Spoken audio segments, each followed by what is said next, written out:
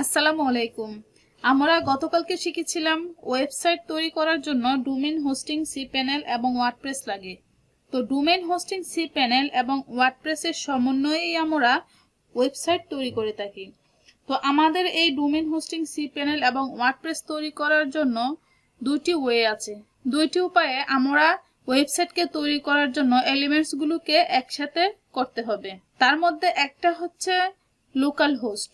Local host হচ্ছে এমন একটি সিস্টেম বা এমন একটি পদ্ধতি যে পদ্ধতিতে ডোমেন অর্থাৎ আমাদের যে এই webexpertblog.com এই ধরনের লাইভ নেম কোনো কোম্পানি থেকে না কিনেও আমরা লোকাল হোস্টের মাধ্যমে প্র্যাকটিস করতে পারি এবং আমরা আমাদের সম্পূর্ণ প্র্যাকটিস চলাকালীন সময়ে এই লোকাল হোস্টের মাধ্যমে আমরা কাজগুলোকে শেষ করতে পারবো এবং সেক্ষেত্রে আমাদেরকে একটা সফটওয়্যারের হেল্প নিতে হবে। তার নাম হচ্ছে জ্যাম। তার নাম কি? তার নাম হচ্ছে জ্যাম। তো সফটওয়্যারটি কিভাবে ডাউনলোড করতে হবে এবং এই সফটওয়্যারটাকে কিভাবে ইনস্টল করতে হবে, লোকাল হোস্ট কিভাবে ক্রিয়েট করতে হবে এবং ওয়ার্ডপ্রেসে কিভাবে সেটআপ দিতে হবে, তার সমস্ত কিছুই আমরা স্টেপ বাই স্টেপ ভিডিওগুলোতে দেখতে থাকবো ইনশাআল্লাহ। এবার দ্বিতীয় যে পদ্ধতিটি সেটি হচ্ছে লাইভ সার্ভার। লাইভ সার্ভার হচ্ছে একটা, যেমন এই যে এটার কথাই বলি, আমি এখানে দুইটি ওয়েবসাইট নিয়েছি, যেমন এটা হচ্ছে একটা আর একটা হচ্ছে এটা। যেমন webexpertblog.com লিখে যে কোনো প্রান্ত থেকে যদি কেউ সার্চ করে তাহলে এই সাইটটি দেখতে পাবে। এই সাইটটি আসলে আমার একজন মালয়েশিয়ান ক্লায়েন্টের সাইট। এই সাইটটি আমি ফাইবারের মাধ্যমে ক্রিয়েট করে দিয়েছিলাম। তো এটাই আসলে হচ্ছে লাইভ সার্ভার।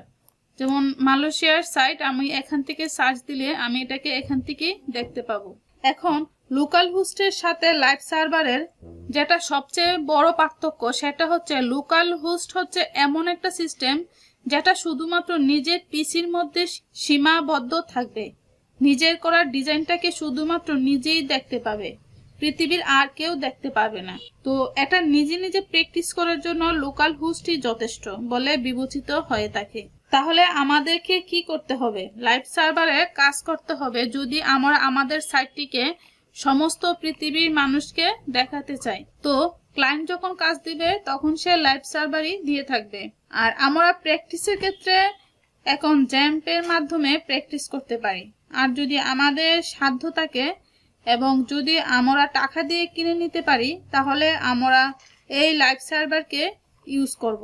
আর এই লাইভ সার্ভার ইউজ করার জন্য যা লাগে সেটাও আমি দেখিয়ে দিচ্ছি।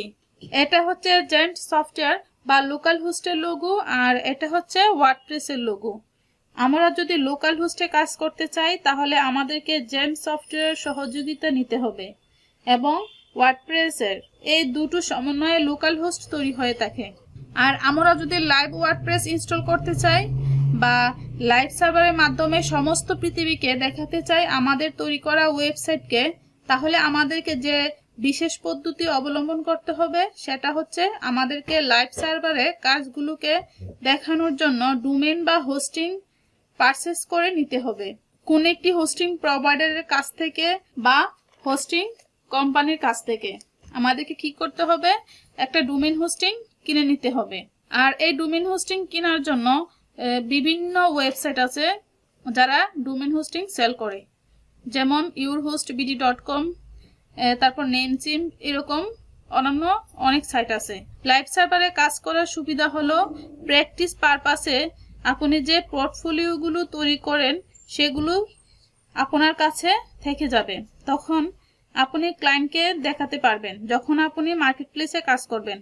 কারণ অনেক ক্লায়েন্টরাই কাজ করার সময় তারা প্রুফ হিসেবে কিছু পোর্টফোলিও চাই, তখন আপনার কাছে যদি তৈরি করা ডেমোগুলো থাকে তো তাদেরকে আপনি প্রোভাইড করে তাদেরকে ট্রাস্টেড করতে পারবেন। তাই লাইভ সার্ভারে কাজ করা অত্যন্ত জরুরি। আর প্র্যাকটিস পারপাসে আপনি ডোমেইন হোস্টিং ম্যাক্সিমাম 3 GB হলেই এনাফ। আপনি 3 GB নিতে পারেন, তো এর চেয়ে কমেও আরো অনেক পাওয়া যায়, আপনি নিতে পারেন। তো এই ছিল আমার আজকের ভিডিও। আমি এই ভিডিওটি আর দীর্ঘ করছি না। তো নেক্সট পর্বেতে আমি দেখাবো কিভাবে জেম সফটওয়্যার অর্থাৎ লোকাল হোস্ট জেম সফটওয়্যার ইনস্টল করতে হয় আর লাইভ সার্ভার ওয়ার্ডপ্রেস ইনস্টল করতে হয়। তো আজ এ পর্যন্তই, ভালো থাকেন, আল্লাহ হাফেজ।